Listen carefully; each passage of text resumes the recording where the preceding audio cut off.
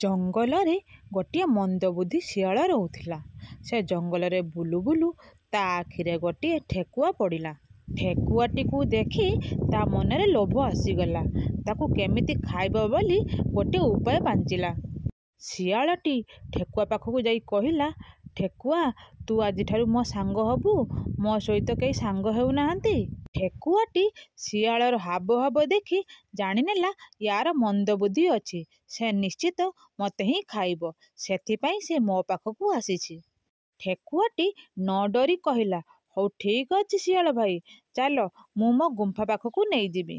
ଠେକୁଆ ଶିଆଳକୁ କହିଲା, ଶିଆଳ ଭାଇ, ଜାଣିଛ ମୁଁ ଏମିତି ଗୋଟେ ଜାଗା ଦେଖିଛି, ସେଥିରେ ଧନରତ୍ନ ଭରି ରହିଛି। ଠେକୁଆର କଥା ଶୁଣି ଶିଆଳର ଲୋଭ ଆସିଗଲା।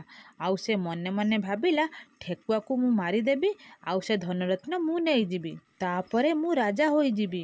ଠେକୁଆଟି ଯେମିତି ଗାତ ପାଖକୁ ଶିଆଳକୁ ନେଇଛି, ଶିଆଳଟି ସାଙ୍ଗେ ସାଙ୍ଗେ ଗାତକୁ ଡିଆଁ ମାରିଦେଲା।